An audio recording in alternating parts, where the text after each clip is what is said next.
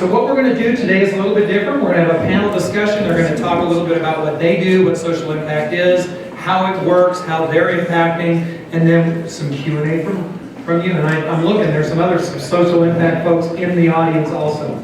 So my name is Bob Kittredge, and I'm one of the coordinators. Actually, I've been involved with this now for 6 years. I remember when we had James, like 6 or 8 people in, the first 6 months, and look at us now. Whether you know or not, we are one of the largest 1 million cups in the nation. So give yourselves a hand. Average attendance for a 1 million cups is about 20 to 25. We average here close to 100 now every week. We've outgrown 3 spaces, and our goal is to outgrow this one. So hopefully here as we go into the new year, we're going to be able to do that. So what is 1 million cups? It is basically promoting entrepreneurship 1 cup of coffee at a time. How many of you in here are true entrepreneurs? Raise your hand. Woo! Hey, Jonathan. So when we think about that entrepreneur spirit, my belief is that's what's going to change this country back to what we need to move forward. Nothing wrong with big business, but it's entrepreneurs doing our thing at our time on our mission that makes a difference in my mind. A little bit of background on me, 30 years in the fire service. So if anybody knows a firefighter, you know that you only work 10 days a month. What do you do the rest of the time? You find something to do. I've had a construction company. I can't tell you the different entrepreneur endeavors that I've taken on. Some successful, some not so successful. But that's entrepreneurship, right? So what I want to do first is acknowledge the warehouse. I didn't see Shandi, but warehouse for hosting us. She has taken us in. She sets us up every day. She cleans afterwards. So, there's events sometimes afterwards. We have to clear out of here. Coffee. Anybody get their coffee? Our coffee roaster is Eagle and Crane Coffee, Mr. Mackenzie Schultz. You want to say a couple words? We might talk about it more on the panel, but Eagle and Crane Coffee Company is a social impact company, and funny thing is, I started it before I even drank coffee, before I even liked it, because I saw the impact it had in Uganda specifically, which is the inspiration for the name. The Eagle is for the U.S., the Crane is for Uganda, and I look forward to talking about it more. Now, coffee's awesome, but somebody's got to pay for the coffee, so we don't have to. And our sponsor this month is Mr. James Proby from Men's Exchange. Good morning. Good morning. All right, so this is going to be a dialogue this morning. The entire purpose of this is to make sure that we are answering the questions and you are guiding the direction of this conversation. So whatever you want to know, ask us, and we will definitely dive through that stuff. Your coffee this morning is sponsored by our business, the Men's Exchange. We have a men's clothing store. We do nothing but men's business and dress apparel. Everything is $40 or less, and we have an impact on the community we'll talk about in just a moment.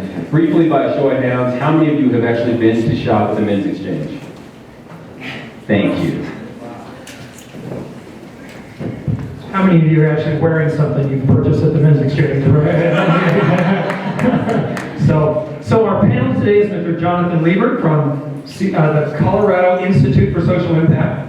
Mackenzie, we've already met, from Eagle and Crane. Mr. Bill Morris from Blue Star Recycling, and of course, our own James Proby. Now I got to give a little bit of props today too, and some acknowledgement is, this will be James's last event as a coordinator. So let's, and some history here. What's it been, 2 years ago? You and I came together and said, how do we change this to make a bigger impact? And so this growth has depended a lot on that man. And so let's give him a hand for it.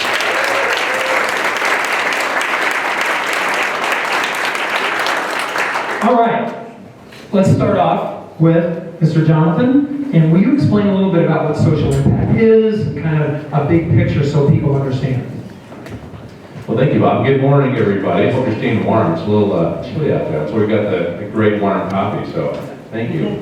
So my name is Jonathan Liebert. I am the CEO of the Better Business Bureau and also the Colorado Institute for Social Impact. This is an organization that we founded a couple of years ago, really based on just community need and just a lot of questions about, well, what is social enterprise? What is the difference between that and conscious capitalism? And what's this whole thing called the horse sector?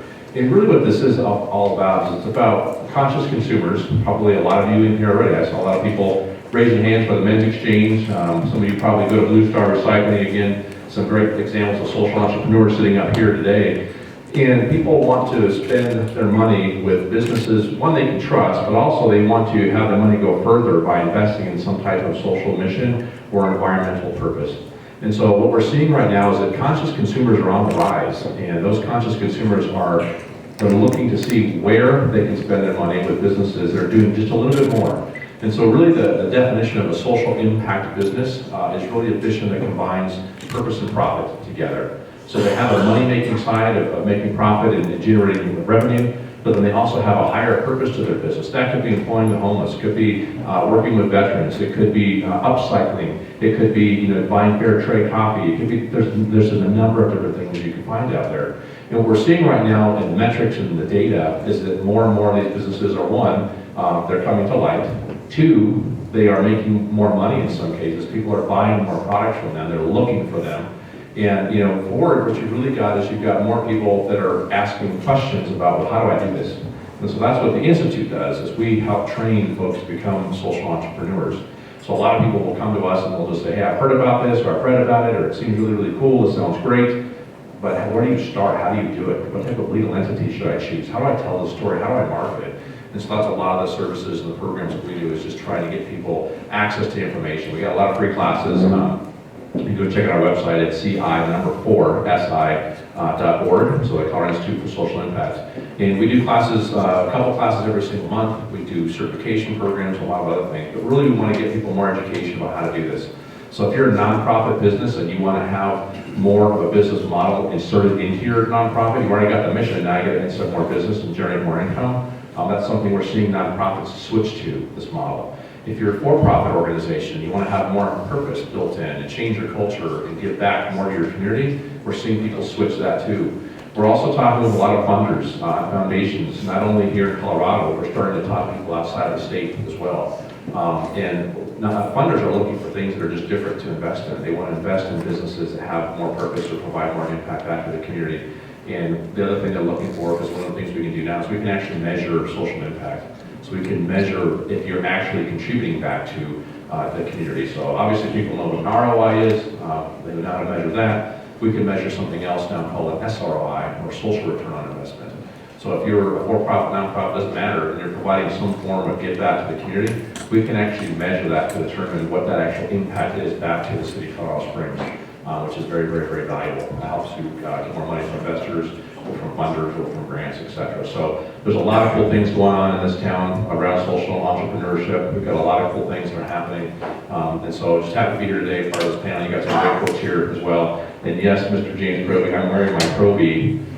This is, for those of you who don't know, Fox Square, handmade by this fine woman over here. So I had to wear it today, just for you, man. Thank you. You're welcome. So let's just go down the line. Talk a little bit about your business, what you do, why social impact maybe, and what you're seeing as the results. Yeah, so I kind of stumbled into the social impact as a business. So I have a coffee company, but it's really started January of 2018. I spent a month in Uganda expecting that I might just move there because I felt a little special connection to the people, and there's such a huge need in that part of the world. And it was on the back of a motorcycle. I rented a motorcycle for a couple of weeks, put 1,200 miles on it, went border to border, and I just talked to a lot of coffee farmers, because coffee is the #1 export of Uganda.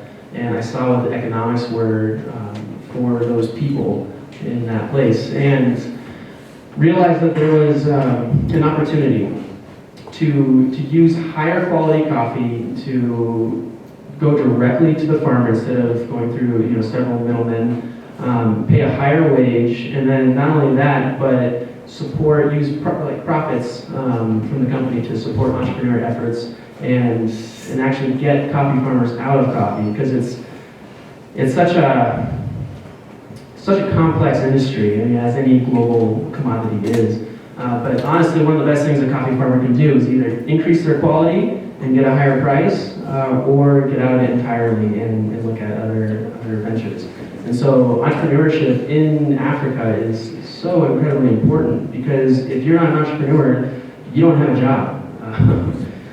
Young men and women my age, mid to late 20s, the unemployment rate in Uganda is about 80%. And these are for people especially that have degrees, that have gone to university.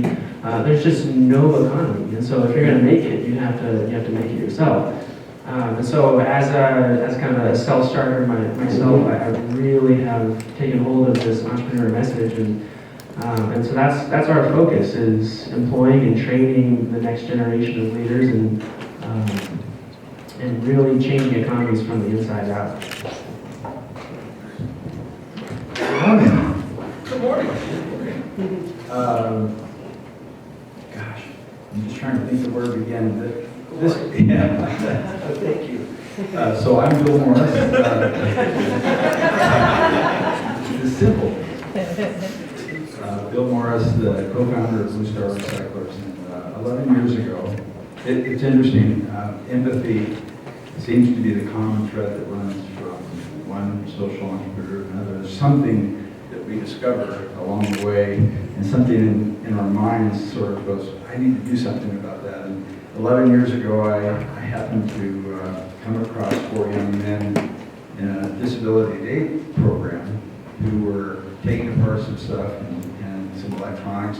They weren't being paid, they weren't being developed in as far as any skills or talents, but you could see that the talent was there, and it just needed to be developed. And these guys had aged out of their special ed transitions programs, and they were coming to a day program that that not many of us would want to be.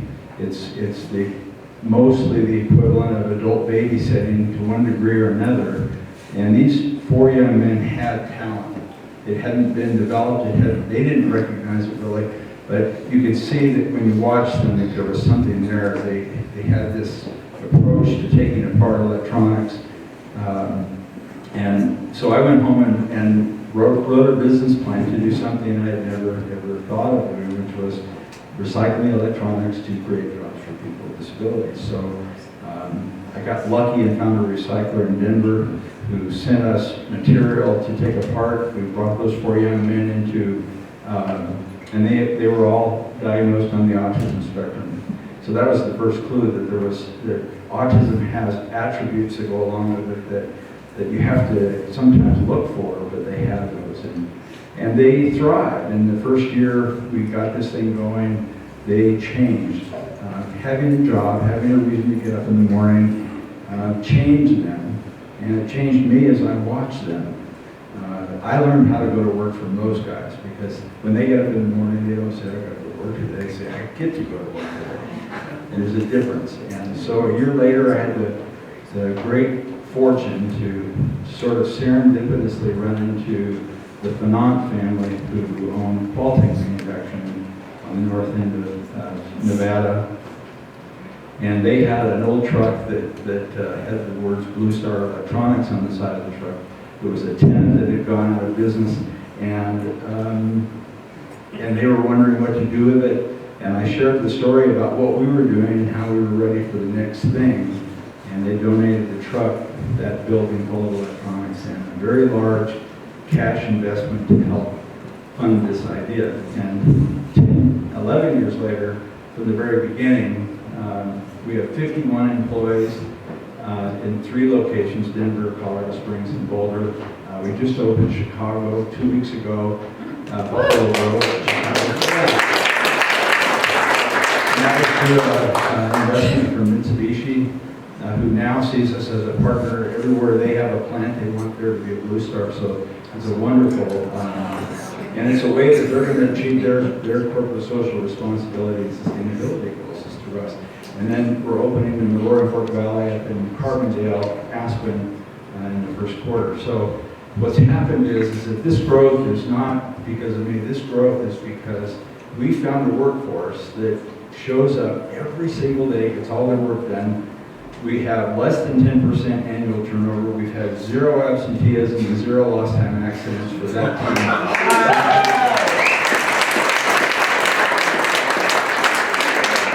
So it's their victory, and all they needed was just an opportunity to come to work and show that they have this to give. And so all we did was just create a floor for them to come and do that. And Blue Star is growing dramatically at a time when a lot of recyclers are struggling, and the single differentiator is our workforce. So I'm so grateful to be there. And as far as being a social enterprise, I could go on for a while on that, but what really has happened is that when you provide a service and we hold ourselves accountable to run Blue Star like a business and deliver excellent service, and then when the customer finds out what the mission is, then you have changed your customer from a customer to an advocate. And now our customers kind of look forward to making the call, hey, I've got some stuff for you to come pick up. So it's no longer a cash transaction. It's a partnership where they feel that they're helping us do what we do. So this is where we were born, and thank you, Colorado Springs, for helping us get going.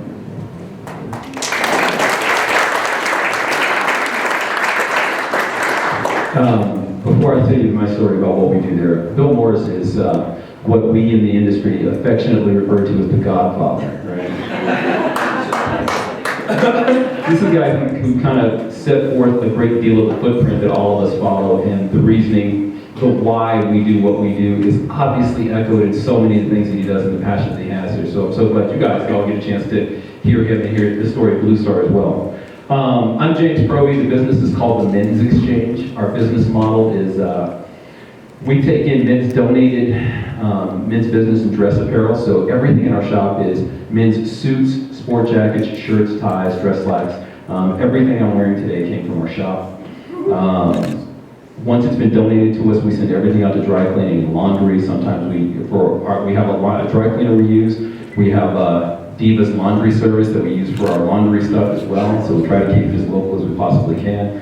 Once things have been cleaned and laundered, they come back into our shop. Anybody in the whole wide world can come shop with us.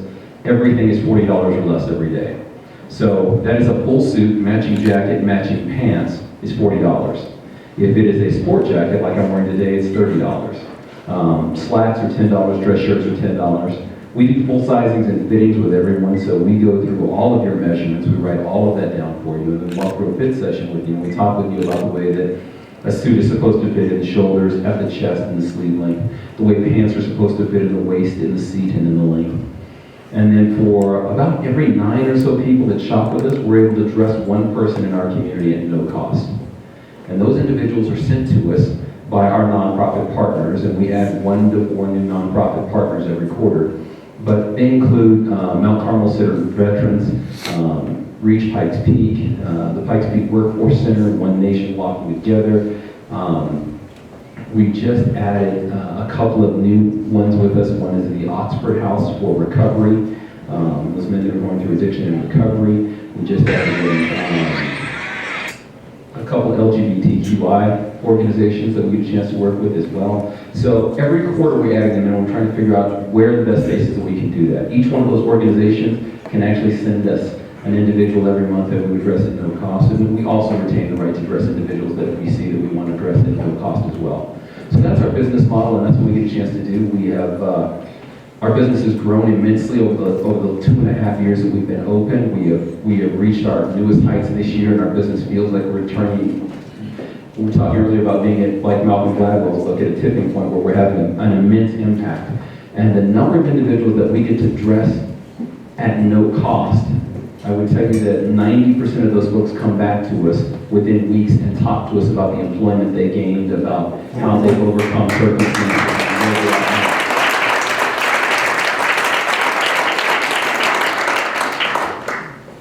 So keep going. Give us one of your success stories, because I know you've got many. I do. We got a gentleman that came to us a couple months ago, called me up on a Saturday and said, hey, I know this sounds crazy, but I don't have a job, I don't have any money, and I need a suit. And I said, well, come see me. How'd you hear about us? Come see me. And he said, well, I don't think you understand. I need a suit, and I got a job interview coming up on Tuesday, and I gotta have a suit, and I don't have any money. And I said, come see me. And he said, well, I don't think you really get me. We went back and forth with this. So I was like, just come in here. Get up and come in here. And so he got up, he came into the shop, and we dressed him. And we did a full sizing and fitting with him as well. We got everything done. When we finished up, he's telling me the story. You know, I used to drive for Yellow Cab or for the cab company, and I was losing money every day. And James, I paid my rent this month, and this was the 10th of the month. I got enough money. I paid my rent for this month, and if I don't get any more money, I'm going to be kicked out at the end of the month. They're going to evict me. And I really need this job. And this lady at a limousine company in town told me, you know, if I show up and I've got a black suit, then I can get this job. And so we go through all this. We go through his sizings, his fittings. We get him. Luckily enough, we had a suit that we didn't have to alter the pants too much for, so they fit him pretty well. And we had a suit for him in black, and we had shoes for him in black. And we had, you know, everything he needed. And I gave him a little bit of feedback. I spent almost 15 years of my life in employment and helping people find jobs, which is kind of how this was born. And told him some information. I asked him if I could give him some feedback, and he said yes, and let him know, here's some things you need to do. You probably need to shave off the Grizzly Adams beard and get rid of the mullet. That's probably a bad decision to keep that right now. But we talked about some grooming to go along with this, and he took it to heart and showed up on Tuesday, got the job instantly, and I didn't see him for a while. And then he came back about 4 weeks later and said, hey man, not only did I get the job, but I've become the top requested driver. I don't believe the places I get to go. I'm at the Broadmoor every single day. He's a 55-year-old man, and he said, you know, I've never owned a suit in my life. My mom has never seen me in a suit. And she cries every time I walk in the door because I only wear suits now. He said, but I got to buy another. He came back, he's like, I got to buy another suit or two because I can't wear the exact same black suit every day. So we got him into his next 2 suits. He's shopped with us 4 times. He sends over, talking about being an advocate, he sends over the individuals from the Antlers that are drivers and that are bellmen. He sends over individuals from Broadmoor who are drivers and bellmen. We get a chance to address those folks because of it. And he said to me, James, you gave me a knife. And I thought that we missed something in one of the pockets of the pants or something like that. But he said, you gave me a knife so that I can carve out a living. And now I'm able to, he walked in flush with cash. Now I'm able to take care of myself and take care of my family in a completely different way. So we are so blessed in the space that we get to occupy because not only do we get to help every single person in our community, from judges and lawyers and surgeons that shop with us and donate with us, to the individuals who are entrepreneurs in this room that we get a chance to help and dress, just show up and look better for their significant others, wives, loved ones, dates. But we also get to help these men where the only barrier to them moving to the next phase of their lives is clothing. And we get to remove that barrier so that they get to move on to the next thing that they're supposed to do. Wow.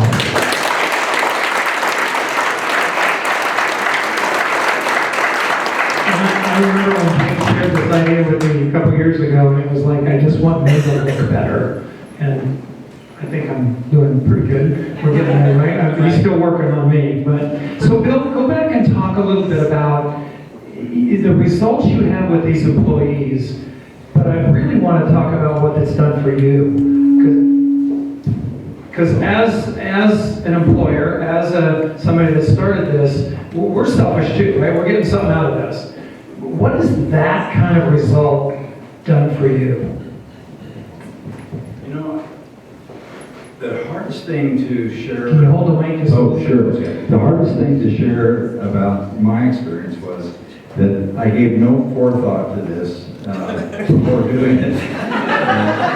Some of you have heard me say this, but I was on a panel one time like this, and a woman said, what was your greatest asset when you started? And I said, I think it was ignorance. Because if I had known anything, number one, if I had known anything about recycling, I would have never done it. Because it's it's a tough business to earn any living in. And I didn't have any experience employing people with disabilities. So this was a case where the only way I can answer that, and I think you explained this too, is that I couldn't not do it. When I ran into those 4 young men and saw them coming to this center every day and realized that they would probably be there most of the rest of their lives, just tinkering around and never having a chance to develop their God-given talents, that was the motivating force for me to take action and try to do something. We had no idea if it was going to work, and when I shared the idea with Tony Fanon, he said, "Can we make any money at this?" I said, "No." and we didn't for a few years. But how it's affected me is I shared this with Jennifer early. The guys taught me how to get up in the morning and jump out of bed, and I have never in all of my career had this much fun. To be able to do something that's just consumingly interesting, to learn something every day, not knowing all the answers before I started was the thing that made it fun, because I came to work and said, well, how the hell do you do this? And we did everything wrong. I can tell you that I've done everything wrong in the recycling space at least once, and we learned. And we kind of also learned that if something works, keep doing it. If something doesn't work, just stop doing it. It's like big companies will sort of do that for 2 years, and we learned how to be very nimble and stop and change and adjust. So it's changed everything as far as how I experience life. And I will tell you that I heard an old guy one time tell me that this is a getting life, or it's a giving life. It's not a getting life. And I didn't know what the hell he was talking about until this started. It's a giving life. So Mackenzie, share a little bit, why copy and take this on as a business, which, I know your story a little bit, know some of your obstacles. What's the greatest obstacle as this social impact you've run into in the coffee business, and how did you overcome that to move forward where you are today? Which is quite a greatest obstacle. The greatest obstacle. Yeah, probably that it's the most crowded industry I could think of. Everyone drinks coffee, but also everyone sells coffee is what it feels like sometimes.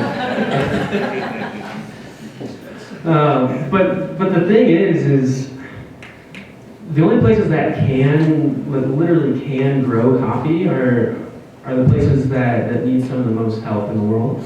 And the places that drink coffee are the ones that can provide that help. And so it's this perfect opportunity to transfer not just resources, but kind of like a cultural exchange and education both ways, because there's so much that we can learn here from developing nations just on the value of time and family and community that I feel like a lot of us are missing in this environment.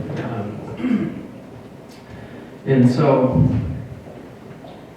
I'm still in my, the company is officially like a year and a half old now, and it's been almost 2 years since the initial idea of using coffee for this, and so I'm still trying to overcome hurdles. And so the greatest obstacle right now, I think, is just valuing the product that I have, and it's more of a mental shift.